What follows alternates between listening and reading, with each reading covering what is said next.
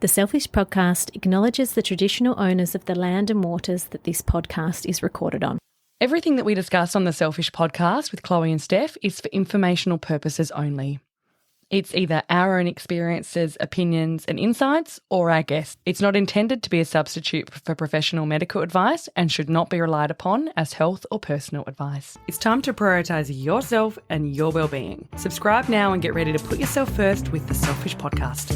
Hey everyone, welcome back to the next episode of the Selfish Podcast with Chloe and Steph. Very excited to be back after an amazing chit-chat between multitudes of people after our last episode. Yes, we've had so much feedback. Yeah. And that was mainly around or only around our conversation about only children.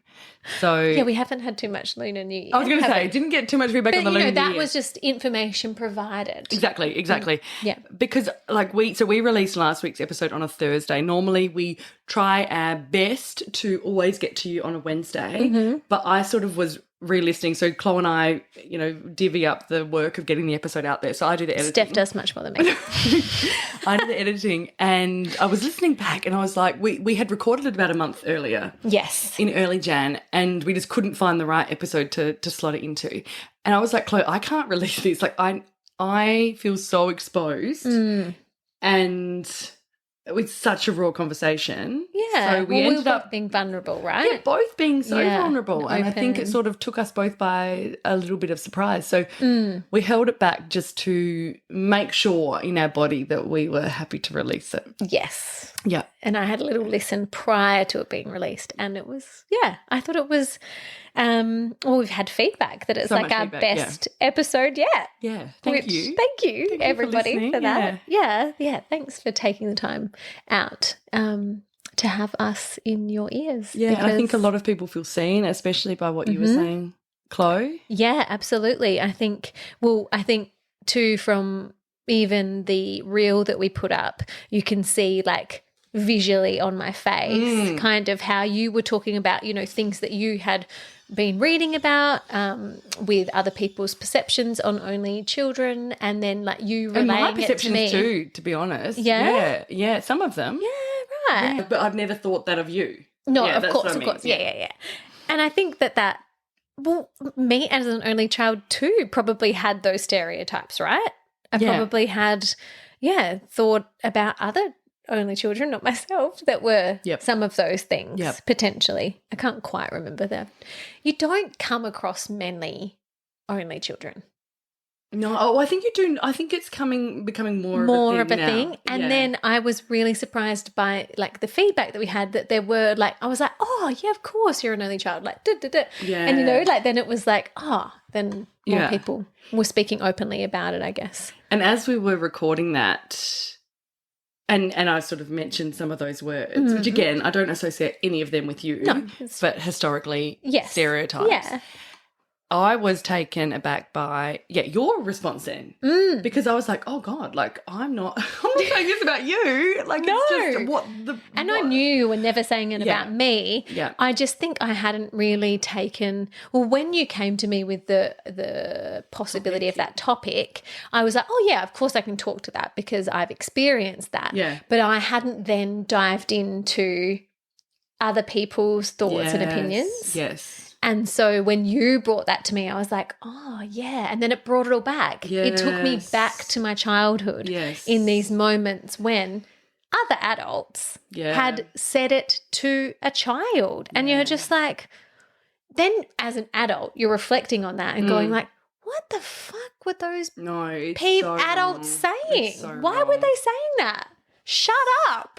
But like, why? Yeah. I know. It's just so wrong. It's really interesting, isn't it? Yeah. And I mean, one thing we also didn't really talk too much about is also the societal pressure to have more children. Yes. And we also had people reach out to us who have decided not to have children, and that's their choice.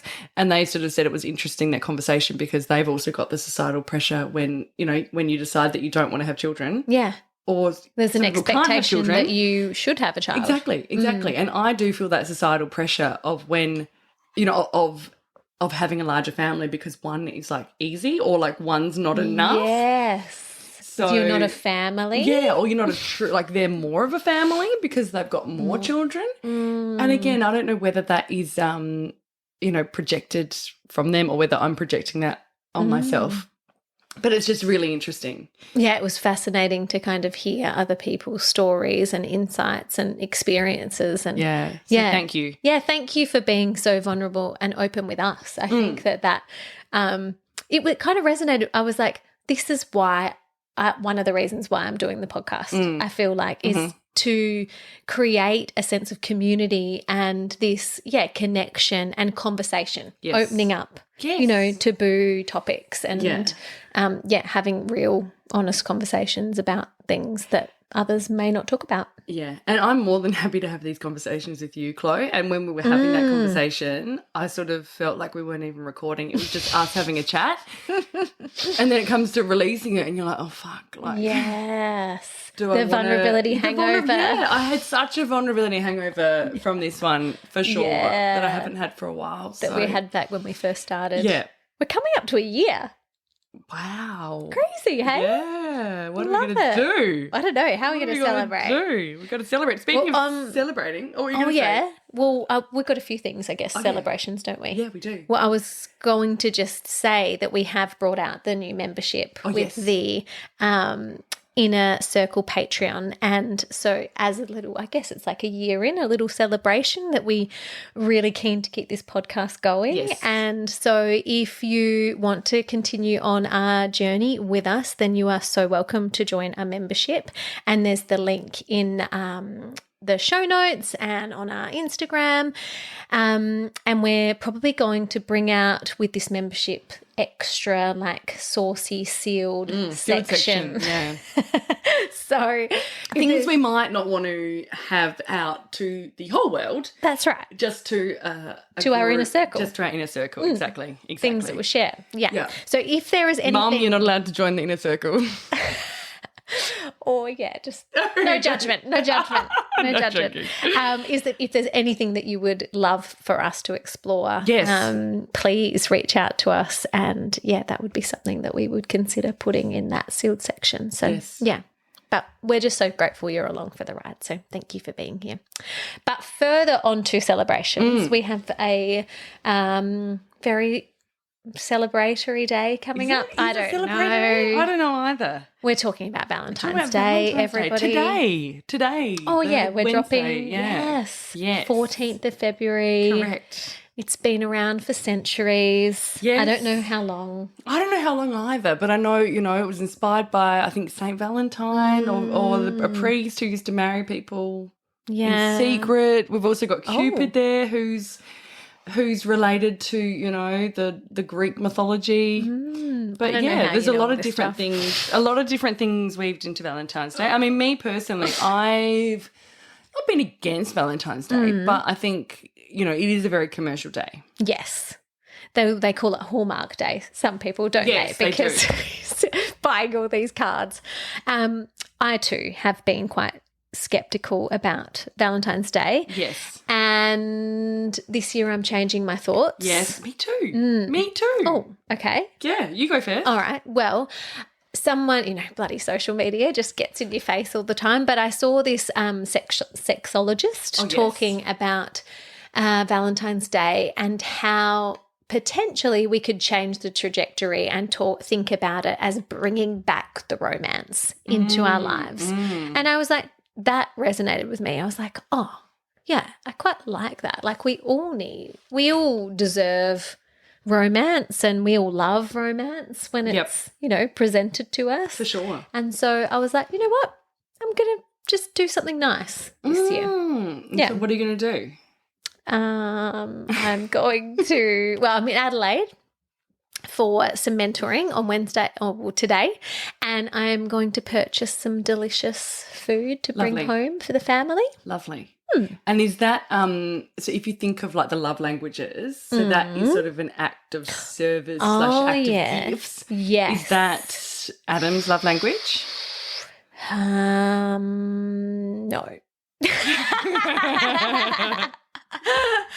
But I feel like food. What do they say? The way to a man's heart is through his stomach. Yeah. So I feel like food, if I get something that, we like live in a, regional area, we don't have access to really delicious like food. So I thought, that just might be a nice gesture. But no, it does not really coincide with his language. What's his love language? I know we've talked about this before, but what was his love touch. Language? Okay. So I can just give him a big hug. Yeah. Yeah. Give him a massage maybe. Get the oils out, do him a foot massage. Oh, yep. Could do that. Yeah. Could do that. Okay, we could add that could be an add-on. Yeah. Well, I started my Valentine's Day celebrations today, actually. Today? With the cookie I bought you. Oh, Galentine's. Yeah, because Valentine's Day is a celebration of romantic love, but also friendship love and all the other loves that we have in our lives. It was the best cookie, thank you. And so I wrote a little love note to Chloe on the packet just to get in the mood. Spirit. In the spirit. Mm-hmm. And I was originally thinking, I've got to get her something better. And then I was like, fuck, don't have time. Like, just, it's a thought that counts. Absolutely. So I will be doing, Hugh always writes me beautiful cards. Okay. That's gorgeous. Beautiful cards. Yeah. And very thoughtful. Very thoughtful. When I was at uni, because we met when I was like 18. Okay. I was actually 17 when we met. Wow. I was turning 18 like 2 days later. Okay. I met him at his 21st birthday because he's got a twin sister who I was friends with. Or I'm still friends with her. Yeah, so she invited me to her 21st and then I went along and then Hugh was there and we party patched in the Poke Lounge and as they say, the rest is history. At the Queen's Head or the Queen's Arms in town. Yeah. And so anyway, when I was studying, I did a semester in Bordeaux in France. Yes. And Hugh used to write me letters. Oh. And post them to me, like handwritten letters. So sweet. And so I will... I might go to like BCF and like get him a fishing lure or something. Oh yeah, that would speak to his heart. And then write him a card because that would speak to his heart. His heart. His passion. And his passion. And yeah, I think that's what I'll do. Beautiful. I love that. And I think I might even like just draft a few love text messages to friends and just send them. Oh yeah, that's gorgeous. But I need a few drinks to do that. Like I'm always better. I'm always much nicer once I've had maybe one or two nights. Well, that's okay. You could do it tonight or Tuesday.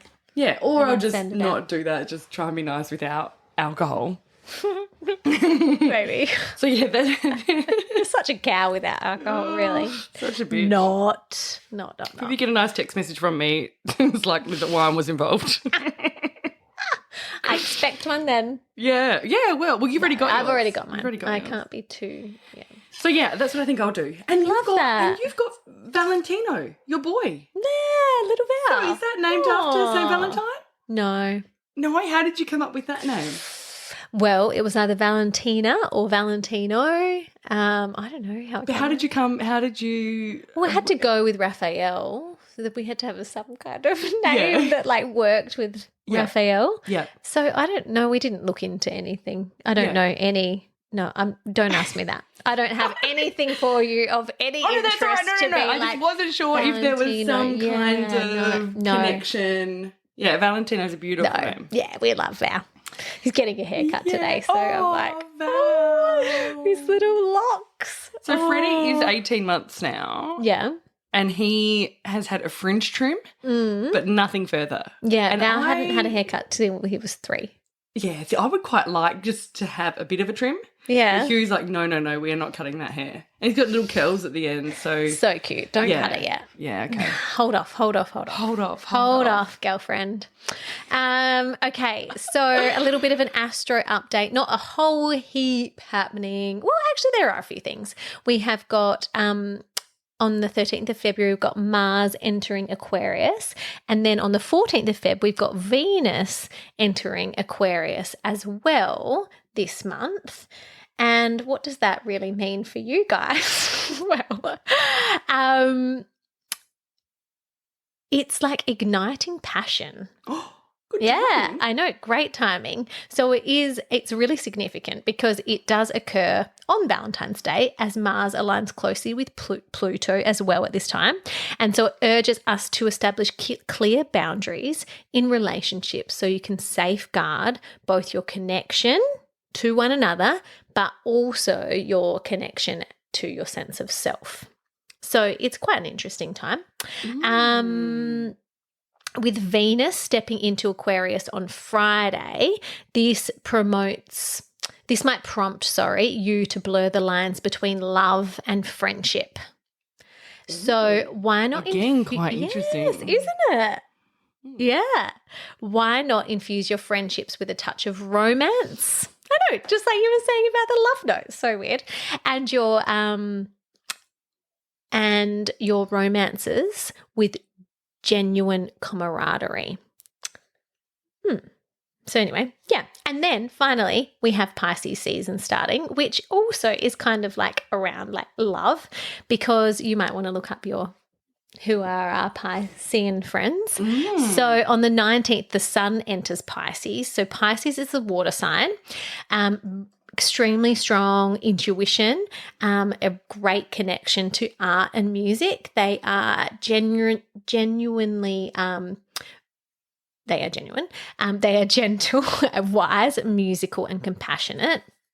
Sometimes they can have their challenges can be around fear. They may be overly trusting, a tendency to feel quite sad, and a desire to escape reality. And they can be the victim or the martyr. So, yeah, they're areas to consider as the shadow side as a Piscean. But generally, yeah, characterized as very empathetic individuals with great emotional capacity.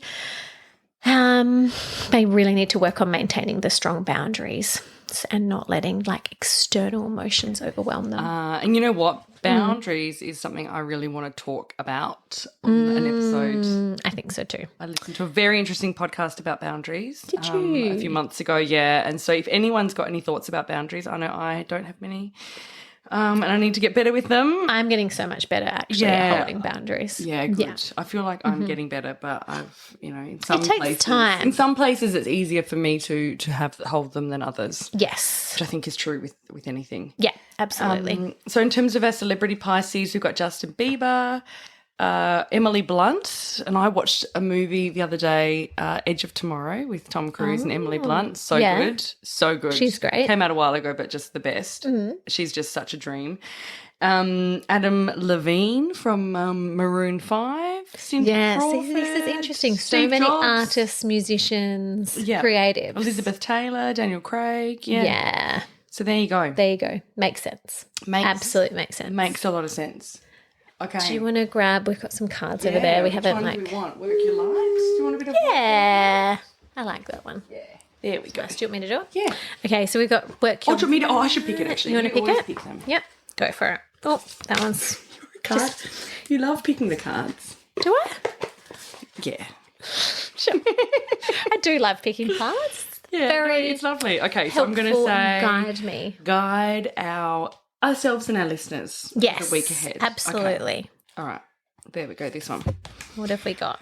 Okay, birthing a new age. So pertinent being an Aquarius season. Yes. And we just had the new moon in Aquarius, which was all about new beginnings and birthing a new age. The moving into the Aquarius. So this says birthing new creations, dreaming a new world into being. Me too. I can give you a bit extra, guys. Sorry. It looks like a lady with her back to us, with like circle rocks around, concentric circles. Yeah. And then she's got her arms up to the heavens and there's lots of stars. Beautiful. So often our path is exactly the one that we don't feel prepared to walk. Walk it anyway. Often what is rising feels far bigger than we could possibly hold. Be a container for it anyway. Often our creations seem to have a wild, uncontrollable consciousness of their own. Birth them anyway. Often what is ours to do is the very thing that most intimidates us. Be courageous and do it anyway. We are birthing a new age. Right now, we're in a transition period between the ages, in a process of allowing the old cycle to fall away and the new to rise. I love that. And it's just like such a perfect time. Absolutely. I think with the lunar new year, with the new moon in Aquarius, Valentine's Day. Exactly. And if you don't have a romantic partner, I think just think about, loving self, loving friends, loving family, loving those people around you. Even so important. Doesn't have to, like loving. I got into gardening on the weekend. Yes, so great. Loving the environment. Just beautiful. Expression your animals. Of love. Exactly. Your animals. Yeah. Beautiful. Yeah, it doesn't always have to be a romantic partner. Correct. Definitely not. Correct. Yeah. Probably better if it's not a romantic partner. Yeah, I agree. Yeah. Get those text messages and have a glass of wine and send them out. Amazing. All right. So should we jump into our fabulous guest? Mm-hmm.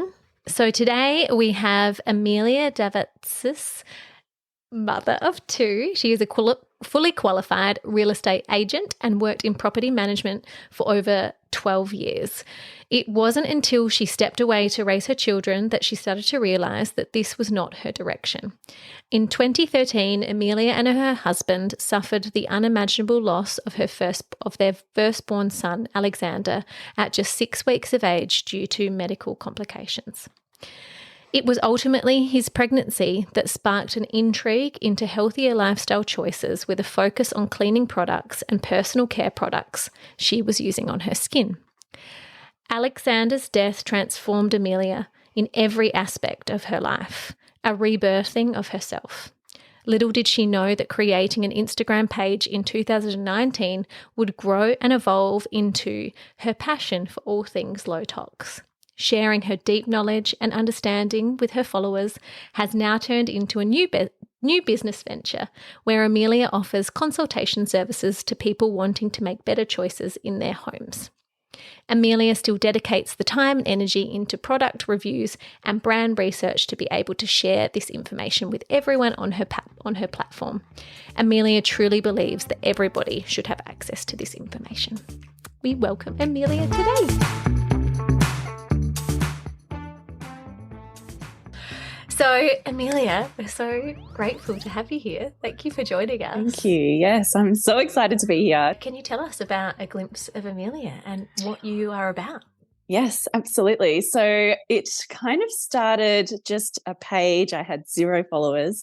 It was just as COVID was kind of coming in and I had 2 young kids. I was homeschooling. I had an 18-month-old and I just felt like I needed something like else for me, just something to kind of go, okay, I need to not channel mum. I need to have something where it's kind of expressing myself and somewhere where I can almost have a little escape into finding myself and what makes me happy.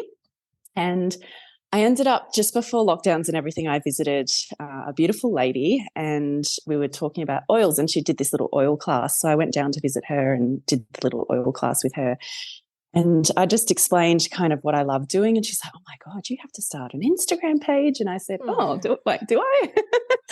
And I thought about it and I was like, okay, well, I will and just see where it goes. And, yeah, it's funny. I think maybe the first year I got up to about 200 followers. Mm-hmm. And then it's really only been kind of the last 18 months that it's really kind of taken off. And I've just kind of loved the direction that it's heading in and that people, I think I find I'm like, oh, people are into what I'm into. This is so exciting. I think when you find people that are sort of genuinely like, oh, you like this too. And it's just been a real sense of connection and community and something I was really, really craving, to be fair, over that difficult time. So yeah, brilliant. And I found your page through Supermarket Swap.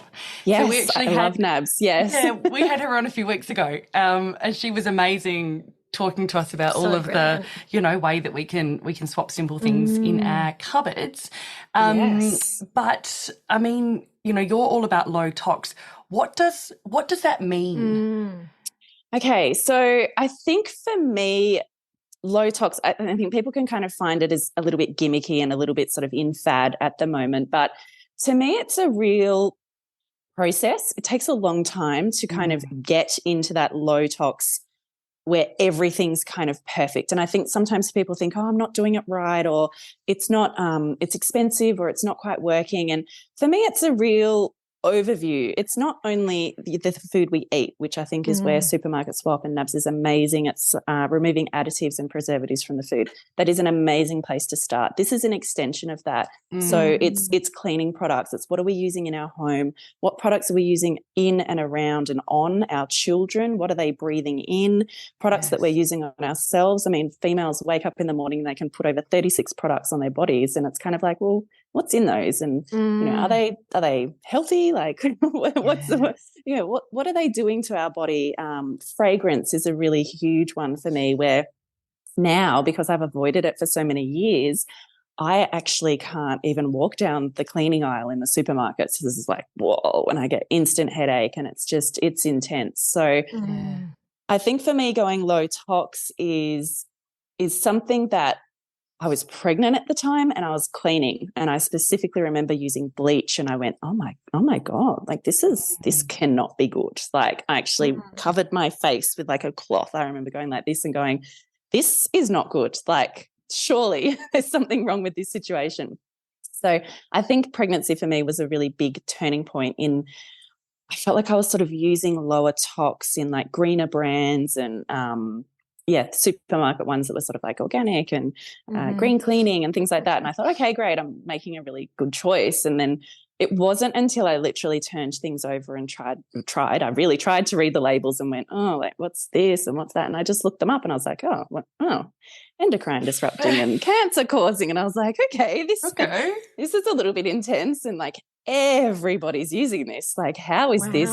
How did I not know this? Why doesn't everybody else know this? And then I started to try to be a little bit more of an advocate, going, you know what, people need to know this, and people need to not or be able to have access to the information for free. That was a very big thing for me. I'm like, why aren't we taught this? Why don't we know this? And there are people out there kind of providing the information, but it's at a cost. You have to buy this for them to get the information. And I was very big on, no, like, people should just know this. And then that way they can make an informed choice and an informed decision on where they go with it. So yeah, I guess that low tox for me is just the overall health, the health of yourself, your body, and then your environment, and when, you know, in your home. So I think that's, I guess, my definition of it. It's overall. Wow. Where do we start then? I don't know. It's a lot of people message me and say, oh my gosh, Amelia, it's so overwhelming. Yes. Yes. I think the way that I kind of have to sort of bring people down is I'm like, okay, cool. What can we control? What's something that I have the power of controlling? And I think at the time when I thought, okay, my children, I have to make changes for the kids first. That was like top priority, like 101. I'm like, right, what do the kids use? So it was sort of like body washes, shampoos, just little things like that. I thought, okay, so I'm going to go out and make a better choice for them. So I started with the kids. And then I think I started with the kitchen, because I felt like, okay, well, we're all in the kitchen. We're all eating. Let's look at pots and pans and, you know, utensils and things like that. So it was almost, I had to categorize room by room almost. Yes. And you know what? I'm still making changes. Things are not perfect. We built our brand new house and we literally furnished the whole thing about a year before I kind of took a deep dive into this world. So we had everything that just brand new that we'd already purchased. And so I wasn't going to turn around and go, oh, I need a new mattress and I need new couches. And my husband's just like, I don't think so.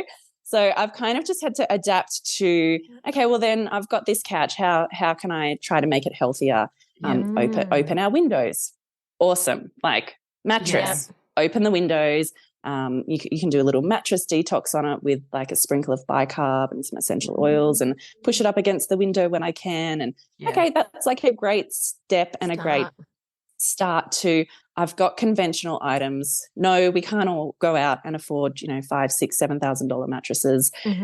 What can we do with the ones that we've got to make them a little bit better? And then when I need to replace that mattress, okay, cool. These are the brands that I know that are amazing, and that's where I will go now to make my next purchase. So I'm really big on don't throw everything out. Use what you have, and then say, okay, the baby wash is finished. Let's go make a better choice.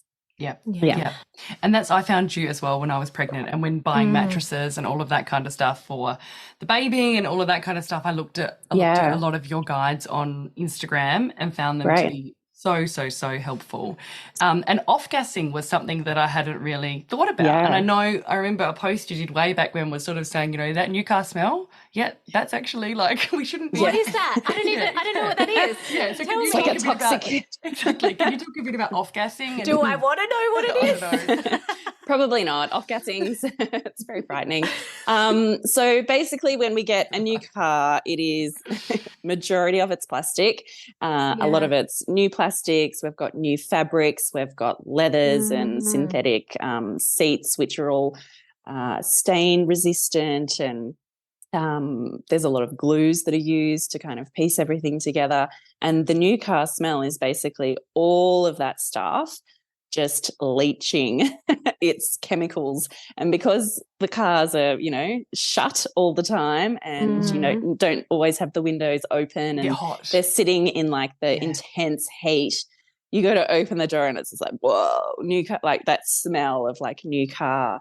And so, it was a really funny decision when we bought our car. I got it home and I'm like, right, just for weeks, I just left it in the garage with all the doors, like all the windows down. Basically I'll just be driving and the kids are like, it's so windy, and I'm like, yes, like, I don't care. Yes, it is. It is very windy. So it was always, and also like if we went to get in a hot car, it was like, okay, wind all the windows down, give it a couple of minutes to just sort of like breathe, get that stuff out, and then okay, let's all hop in. So again, just little things. You can't prevent getting a new car. That's just what it is. But let's do some things that can make it a little bit better. Yeah, for our health. Yeah, so off-gassing furniture, like stuff in the lounge room, like couches. Foams are a really big one. So like mattresses, couches, things like that, they all off-gas because a lot of them have synthetic foams and things in them. So foams are, they're pretty horrible. But they're in everything. Yeah. And so is it just the air, or is the sun also good for that off-gassing so I like process? to say definitely the sunshine is amazing, getting it out into the fresh air. So if you were to get any new product, I would say, whether it's even a low tox version or not, it's really important to try to open it up outside. So then when you're inside, you're not opening it up and it's kind of like the plume of everything's kind of going everywhere. It's like open it up outside, give it maybe a couple of hours, or mattresses I'd suggest even a few days or a week if you can, undercover outside, timbers and things like that. A lot of stuff's fumigated when it comes into Australia. The fumigation that they use is pretty lethal. It kills a lot of insects and bugs, and I appreciate the importance of border control coming into Australia and reducing pests and all that sort of stuff. So I get it. But it's so toxic. And again, if we can just do something like that, you're just not bringing that stuff into the home, straight away, which is very simple things we can do. Really eye-opening. I guess I've delved into it a little bit, Amelia, like, trying to make my own bench sprays with essential oils and things like that. Is that what you advocate for, like making our own things, or are there options for us to purchase? Absolutely. I mean, if you can make your own, you know exactly what's going into it. And so I think if you've got the time, the energy, the ability, yes, that would be like number one for me. But to be real and realistic, and I try to give like everyday approaches for people. Someone over there may not have the capacity to make their own stuff, or think, oh, that's too hard, or I don't know. And I like to be able to say, okay, well, if you can't do that, then here's ABC options from the supermarket. If you can't, you might want to go better again. Here's XYZ from this select health food shop or online.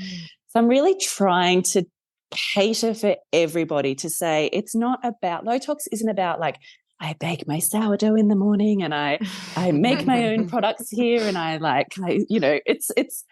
it can be that for some people, and that's amazing, and they're doing fabulous jobs for their family, like good on you. But I think real everyday people don't necessarily have the ability to spend that time. You know, people are working, people are busy. They might want to make changes and just be like, oh, I'm just standing here in the supermarket. Which one do I choose? So I've really felt like that's been a really, I guess, focus for people. Just tell me which one. Tell me what I can choose. Tell me which one's better. Yeah. So if you're standing there and you've got, like, you know, all the brands in front of you, you just want to grab that one and just be like, okay, cool, I'm making a better choice. It might not be the best. Yes. It might not be the best. There might be a best out there. And that's, if you want to invest in that, I try to give an option for that as well. I'm like a massive advocate for Australian small businesses. There are so many great brands out there that we just don't know about. And I always try to support them by saying, you know, like, jump online, you can order through their website, or, you know, they might have select stockists at certain places that you can buy from. But yeah, there's a lot of options. Yeah. Many. But going down that rabbit hole can be, I think I spent the first week after going, like, just rocking in the corner going, oh my God. Toxic. Like, it is. It's a lot. It's a lot. But no, I think your page is a very good guide to just what you can start working on. So what are some of the most common toxins and chemicals that are found in the products that we use? So a lot, like fragrance I touched on, that would have to probably be, like, if you said, number one, I'm going to avoid fragrance, I'll be like, good luck. And so because it's not just, we're not just talking about perfume, are we? We're talking about fragrance. There's fragrance in cleaning products. There's fragrances in children's toys. There's fragrances in some furniture that they can put fragrances in. Yeah. There's also hidden fragrance in a lot of things. So phenoxyethanol, for example, is a preservative that is just, it's super popular because it's synthetic and it's cheap. Yeah. And that's a hidden fragrance ingredient as well. So fragrances can actually be derived of 300 chemicals within that umbrella of fragrance. So no one discloses what they are. Mm-hmm. It's really cheeky. It's like if you were looking into fragrance and you're like, oh, I want to know what ingredients are in here. Like you'll never know. Basically, it's all hidden. No one will disclose it. So it's a very broad ingredient, and it's known as fragrance or parfum. And if you turn the bottle over, it will generally say fragrance and parfum. Now, in saying that, there are some brands out there that are great and they list fragrance and parfum. And so you're going, okay, but like, is this a good fragrance or a bad fragrance? Yeah. Sometimes they'll have like a little asterisk and it might say like, the asterisk denotes that this is derived from natural sources, or that's great. We go, okay, cool, that's fine. Or you have to go on the internet and go into like frequently asked questions, and then it's like, is your fragrance derived naturally? And then they go, yes, it is. So it's just the labels are so like it blows my mind how difficult it is to just say like natural fragrance. Like, why can't you just say it on there or not? Yeah. And I think that's where people really struggle. It's so overwhelming. You're seeing like 20 or 30 ingredients that you're like, blah, blah, blah, blah. Like they make no sense to people. And I literally started by Googling the ingredient and going, okay, that still doesn't make sense to me. And then I'll read a study on it, and then I'll look up perhaps the cosmetic review in Australia. They might have done like a study or a review on that product. And I'm like, okay, I'm sort of understanding it. And then I'd look up like Europe and what their standards were on it. And then I'd be like, okay, so they're different in Europe. We're allowed to have it here, but then Japan, it's banned. Canada, it's banned, but Australia allow it. So it's like, it's really inconsistent. How come we're having the chemicals and they're banning it? Like what's happening? Like, what amazing work you're doing and research you're doing to help us the depth of research is amazing. It was, for me, it was really, I could not find the answer. And I'm thinking, well, I'm really trying here. Like I'm really, really digging deep and really trying here. And for me not to be able to find it, like how difficult is this for people? Why can't I find out what is in the bench spray that I'm using that my kids are touching with their arms and their skin and they're eating off? And like, why can't I find out what's in this? Licking. My daughter's probably laying on it. It's like, why cannot why can't I find what's in this? And why is it such a secret? And why is it so hard to be like, hey, why can't you be transparent and just tell me? And then I can make the choice if I want to use it or not. The cleaning products are really sneaky because they don't legally have to put their ingredients on there. So you'll go to the supermarket and you'll find a lot of the laundry detergents, fabric softeners, they just don't even have the ingredients in them whatsoever. They're proprietary. That's mind-blowing, isn't it? Yeah. That is all kept hush-hush. Yeah. And then you go to buy a mattress, you go to buy a couch, like they don't have a list of ingredients on them. They don't tell you what materials necessarily. I mean, you might find like the data sheet, and the data sheet might say, polyester or nylon, or, it might give you a little bit of an overview, but then, a furniture. You don't know what it's been treated with or anything. No. So all the time we're sold like, you want to buy a couch, let's make sure it's stain resistant and waterproof and easy clean and crease free and all that sort of stuff. And it's like, actually, that just means that it is being sprayed with a chemical just plethora of like so much stuff, because you go, oh, that's easy. Oh, I can wipe that clean. Like as a person, as a parent, like you're going, yeah, awesome. I want a stain-free couch. Like who wouldn't? Yeah. But I guess it's like at what cost? At what cost? So just to really freak everybody out, Teflon, I'm sure a lot of people have heard of the brand like Teflon. So there's like non-stick pans, Teflon, there's PFAS, which is like a polyfluoride chemical, and then there's like forever chemicals. So these do not go away. They're persistent in the environment. They're bioaccumulative. So they just keep like building up in our system. So I always say avoid Teflon pans. So a lot of people are going, yep, definitely, we're getting onto that bandwagon. We're getting rid of the Teflon pans. And Teflon have gone, okay, well, how do they're not buying our products anymore. Like, what do we do? Let's put them in children's school shorts for their uniforms, because what parent doesn't want crease-free, basically non-iron, in pants? Like what parent doesn't want to just pull the pants out and not have to iron them, not have to worry about stains, all that sort of stuff. So they're now putting Teflon into children's shorts and other items of clothing. How do we find out about that? Where's that information? It has a label. It does have a label. It says Teflon in a big triangle. Yes. But I've mostly seen it at Best and Less. That's probably the one place that I've seen it quite a bit. But it should say on the label that it has Teflon in it. But the words crease-free, iron-free, like easy clean, all those sort of like buzzwords. Yes. You know that there's something. Steer clear. As amazing as they sound, no. Because on the clothes thing, so I suppose like it's up against our skin, we're wearing it all the time. What are your tips when it comes to clothes? Like, do you always wash before wearing?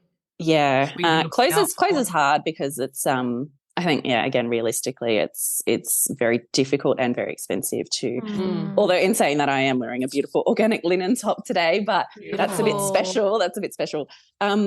Day to day, like babies, I think they're pretty covered. You can go out and get some pretty good cheap organic clothes, and I would definitely recommend, if when you've got a new baby, trying your best to do organic clothing. But then it kind of gets to, my son's 9 now and he's going into youth, and there is zero organic youth clothing, like zero. Wow. Yes. So for my children, are you going to branch out into that? We'll see. We'll see. A lot of the time is secondhand. Like everyone underestimates the incredible ability to just go out and get something that's secondhand, that's still in really good condition, and it's done a lot of that off-gassing. It's washed, it's the dyes. I think the one thing apart from the synthetic materials is the dye that they use in these materials. They're azo dyes, they're synthetic, and they're incredibly, incredibly toxic. So it's a difficult one. Chloe's tensing up. It's going to be okay. It's going to be okay. Everybody needs to just wear like white forever. White. And secondhand. Secondhand. I really liked that. That's great. And white. So secondhand. I mean, it's hard for kids because they go through these phases where they want, they're going to grow up, they want certain things, and I can't protect them from that. I think with my son in his school uniform, I really tried to just the way that his shirt was branded, I thought, okay, I'm going to go and find, and I found a polo shirt and they were prepared to put his logo on it for the school, but it had these like embossing around the arm and I just wasn't able to replicate that. So for him, I just used an organic singlet and organic underwear. And so that was my way of going, okay, like this is a situation I can't control. The reality is he's going to school, he's wearing a uniform. What can I do to sort of help him out? So and for us, that was a singlet and organic underwear. So that's sort of, and organic socks. That was our way to kind of go, no, that's the best I can do in this situation. Yeah. And that's okay. You just have to kind of, you know, there's things, as I said, there's things I can control and there's things I can't control. And that's that situation summed up. Yep. Yep. Wow.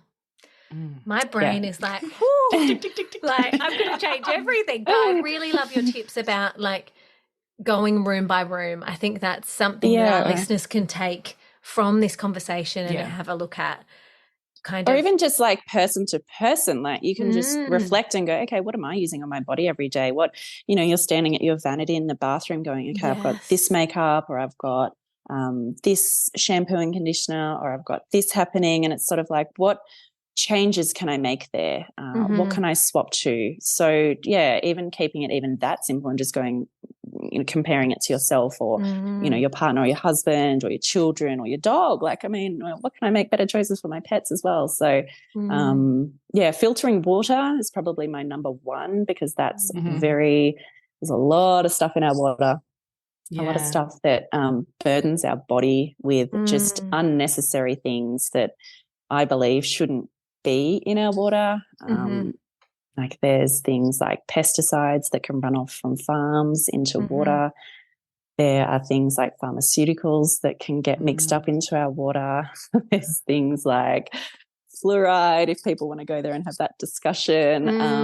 There's quite a lot of, there's chlorine they put in to basically disinfect the water to make it safe for drinking. And I get it. Like, we need healthy water. We have evolved as a humanity and we need to have water that's safe to drink, but it's sort of like what's happened? Why is this?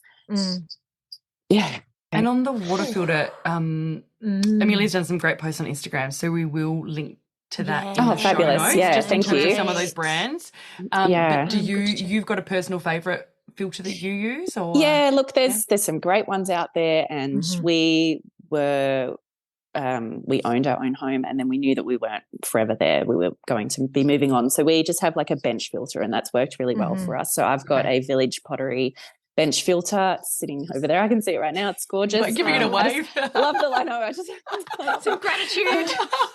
When I moved, it sat in the front seat of my car, and I was like, along with my coffee machine. They had like two priorities when I moved. I'm like, you are not going in the removal van.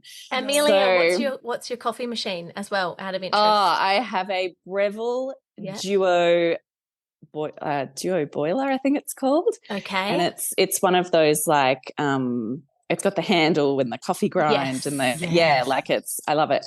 And whilst it's not completely plastic free, I went from a Nespresso pod over to this one, and I think again, like, better choice. Like I can grind my own coffee. I can choose what coffee beans, and it's where the actual hot water comes out of is like metal, or I'm not even sure what it is. It's like a metal, so it's not plastic, whereas the Nespresso was coming out of the plastic. Yeah. And then the aluminium, you're using like aluminium pods, which health wise and environmentally I just definitely wanted to move away from. Good.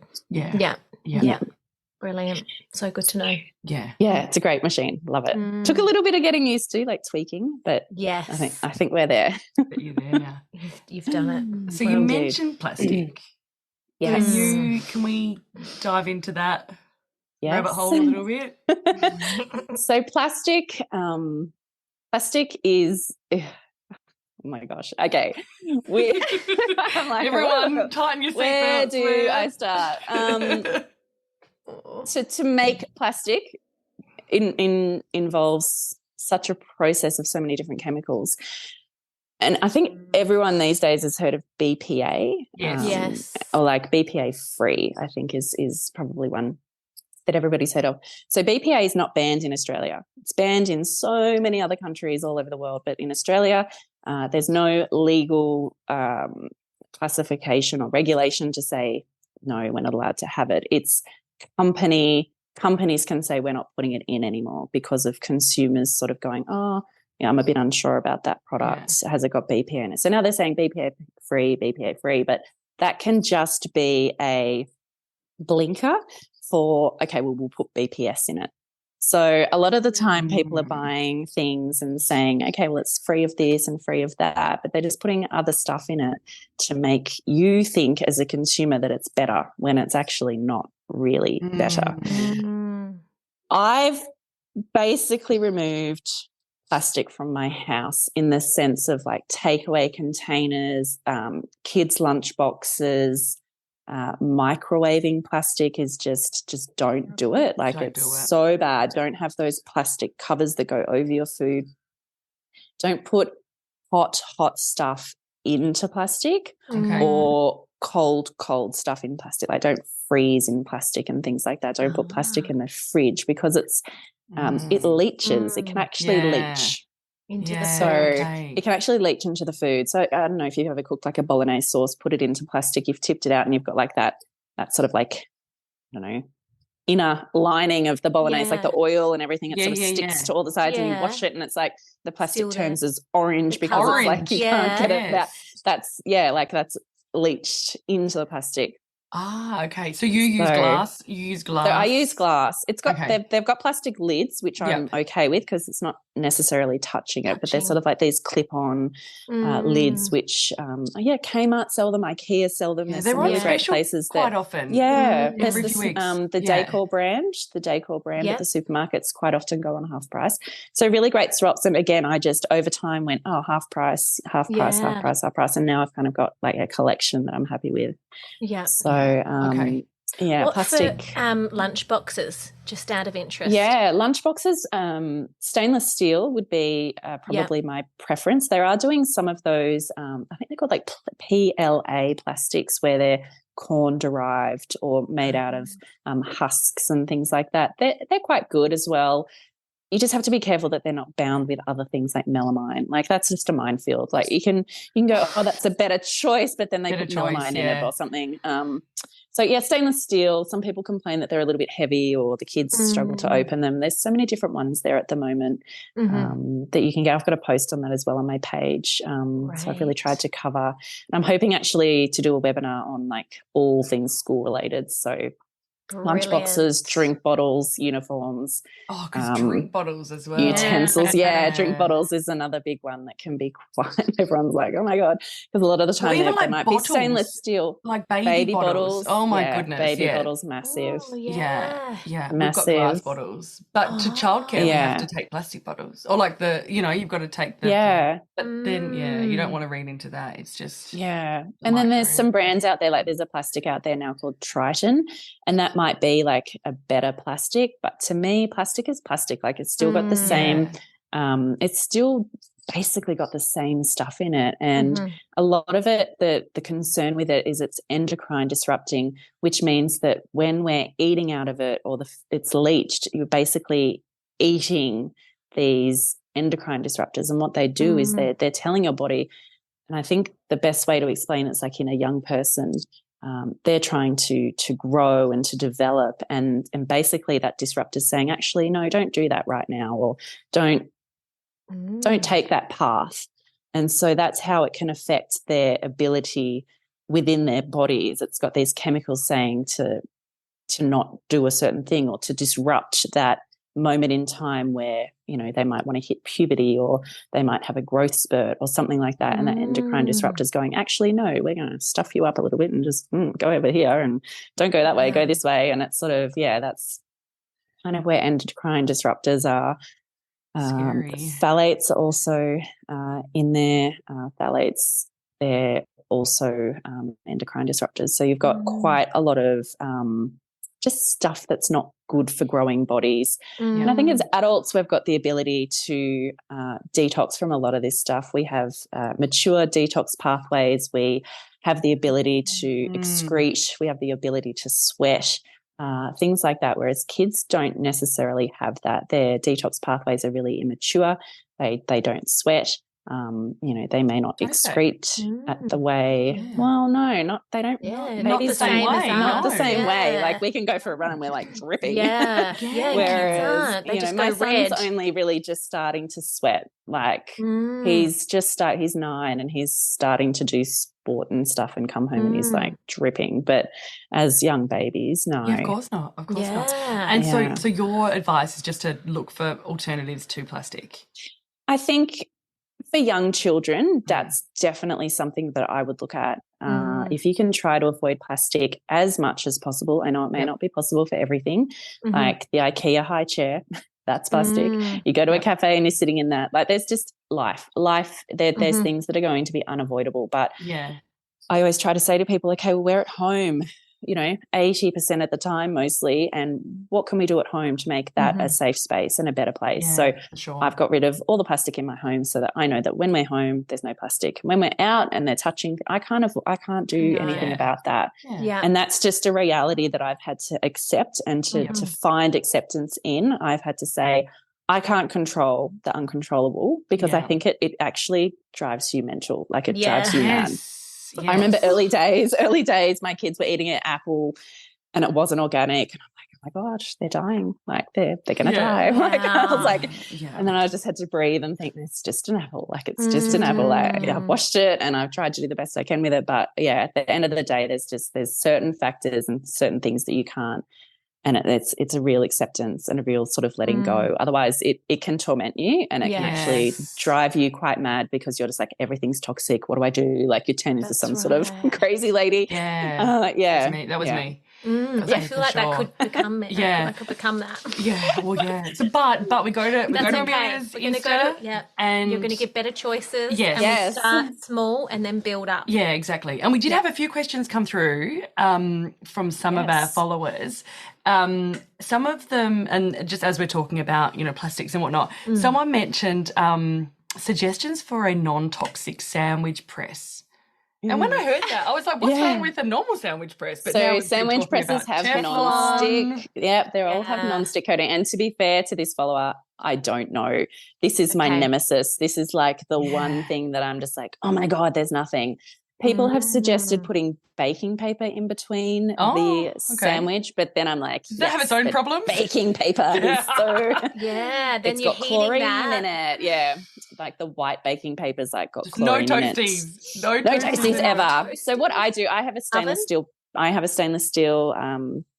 What is it called? Like a pan, a stainless steel pan, frying pan, and then I put butter in it, and then I put the toasty on, and then I get like a smaller lid, and I squish it down, or like a what are those pancakes flippers things? That utensil, and I push it down with that, and then I flip it over, and that's my long non-tox sandwich press. Okay, I like that. Or if you're into, this is a bit unique, if you're into camping, they actually have cast iron like jaffle makers that you hold over the fire.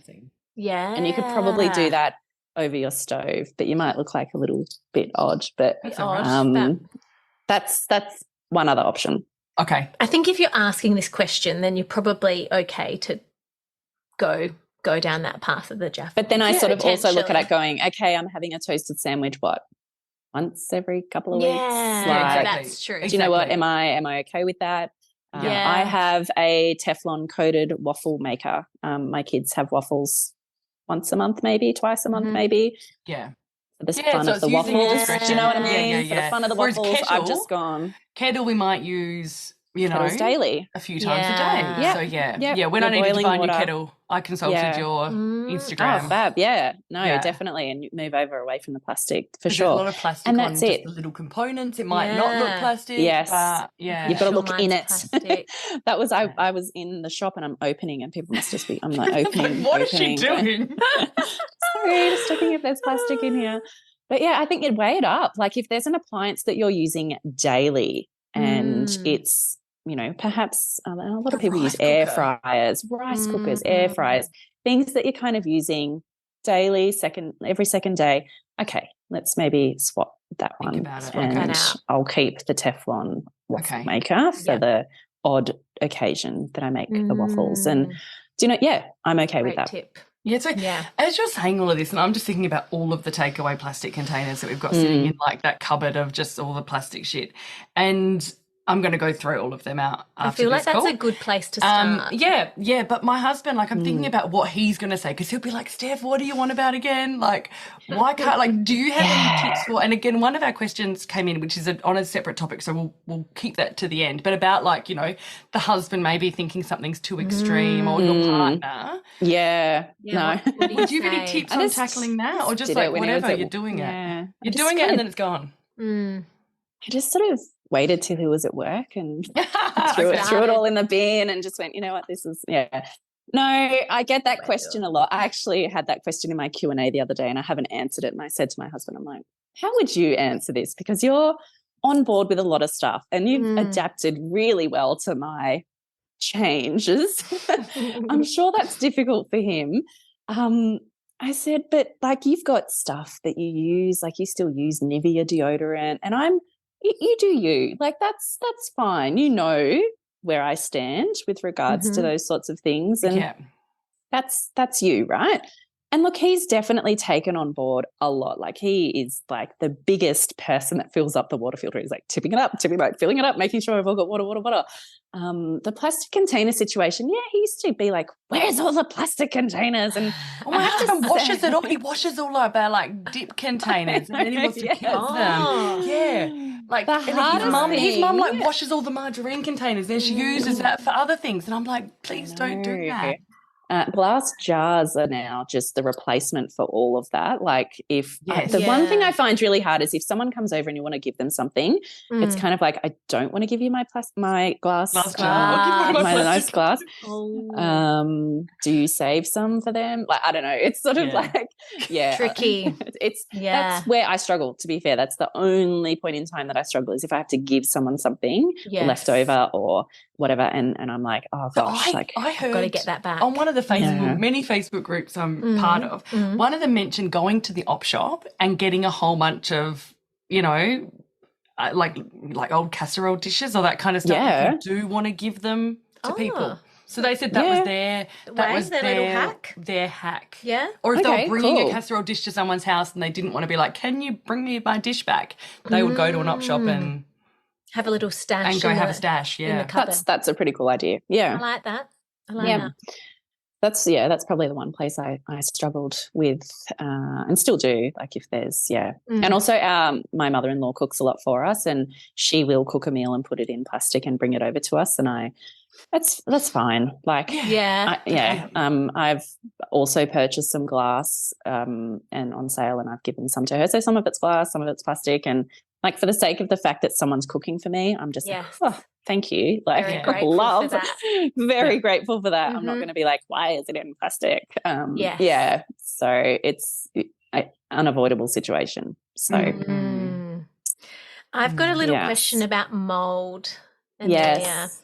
Do you have any like great non-toxic tips for removing mold? So mold is it's extremely dangerous. And if you're talking about a little bit of mold in the silicone in the shower, that's not going to be damaging to your health. Oh, great. Depends, like just a little bit. It's in the silicone at that point, and my only suggestion is that you actually have to scrape it out and replace the silicone because there's really no amount of cleaning that you can do that will remove the mold out of the silicone. Like plastic, it's inert, and so it actually goes into the silicone and it stays there.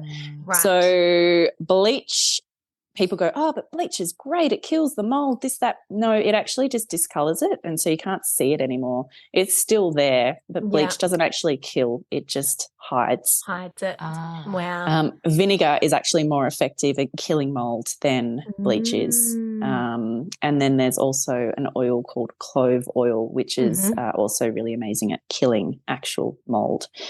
If you've got like mold on your walls, on your ceiling in the bathroom, that is when you're going, oh my gosh, like that's not a good situation. You need to make sure that your exhaust fan is working. You need to use your exhaust fan. You need to like leave it on for 20 minutes after you've had a shower or bath. Like really extract the moisture out of the room, open the window, with that kind of mold, there's actually a building biologist, and this is going to sound really weird to people, but her recommendation is to actually get a vacuum cleaner with a HEPA filter. You actually vacuum the mold. Okay, because you're actually sucking the, like how spores. It's powdery, you're sucking the spores in, and then you get a cloth with warm soapy water and you wash the actual colour, like the green mold, off that ceiling, painting over it. You're not doing anything. You just, again, it'll just come through again. But we're also wanting to find out, why is the mold there? Is it simply because you haven't used the fan? Is there a roof leak? Is there a leak behind the vanity? There's something's wrong. And I think anytime you see mold, you have to go to that stage of going, what's the root cause of this? You need to find the leak. You need to find where the moisture is coming from. Cleaning it off and it coming back, cleaning it off, coming back. That's not the solution. So finding the source of the moisture. Finding the source of the moisture. In Melbourne, we have a lot of issues with mold because we're a very cold climate. A lot of bedrooms, if they're facing south, can be very, very inclined to mold. We can get a lot of moisture on our window sills, on our windows, because it's so cold, and then we're heating on the inside, and it just can be like this mold fest where it starts growing on the windows and in the fly screen wires and things like that. And even in winter, for me, opening windows is like non-negotiable. Key. Non-negotiable. Ventilation and fresh air. Do you use dehumidifiers at all within your home? I don't. I just don't feel like I need to, with the control methods that I use. People that don't want to open their windows definitely get an dehumidifier. Okay. It can be definitely worthwhile, but it's more so for the people that maybe don't have the daily habits where they're wanting to open the windows, or it's too cold, or they might have a newborn baby, or things like that, where they're wanting to keep the temperature up. No, great tips. Okay. Awesome. Very good. I'm going to scrape my silicone. Yeah, scrape it out. It's actually easy. You've become quite a handy woman. Yeah. They've actually got a little kit at Bunnings. It's it's really good. Yeah. You can do it. Awesome. Can do it. Now, another question that came in, I know we'd sort of touched on this a little bit, but it would be good to get your thoughts. So, best switch we can make for my children. So you mentioned before about the clothes with the Teflon. We've Clothing's amazing. Body products would definitely be my number one. So bath products. So when your child has a bath, the water is warm, their pores are open, whatever is going into that bath is getting sucked up into their gorgeous little skin, and you're just wanting to try to make that space as healthy as possible. If your child suffers from something like eczema, dermatitis, skin conditions, I would highly recommend getting a water filter, which is something that you can just put on the tap and it can remove things like chlorine from the bath water. Or bath tap. Shower, bath taps, they're very easy to install. They are something that you can just screw on and it just eliminates chlorine. You can get more expensive ones that remove like pesticides and fluoride and other things, but they're you could maybe progress to that in due time. But they're sort of more I don't know, maybe like $150, $200, whereas these ones are like $80 to $100. And they last basically, depending on how many baths and showers you have, between 6 and 12 months. So and where does one buy such products? Online, typically. I get ones from a company called Clear Choice Water Filters. I've also done a water filter on my post. I've done a water filter post on my page, and so you're welcome to go to that. I've got all recommended brands for water filters as well. In terms of what stores you buy your low tox products from, is it all different stores, or is there like a low tox mega? Yeah, so there's quite a few stores that do. They're really good. They do overall, which is incredible.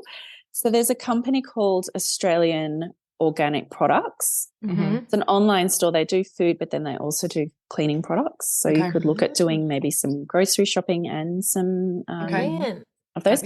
There's another company called Part and Parcel, which also do the same thing. They've got an amazing array of beautiful, organic, sustainable, ethical items that then also have cleaning products on the side. I go to shops. There's like Whole Foods in Melbourne. We've got a Whole Foods. We've got another place called Terra Madre, which is like phenomenal. And they just are grocery stores on steroids for people that are just health conscious. So they're the best. We have that here in SA. But online, there's a great amount of places there that and happy to link as many as you like in the notes for people. There's options out there, definitely. Amazing. I think the one thing that's a bit hard is the postage. Sometimes if you're doing sort of an order, but you could get a friend and go half in the shipping perhaps. Like there's options, there's co-ops. There's definitely options to sort of make it work, especially if you can kind of get together and do like a bulk order. Definitely makes it a bit more affordable.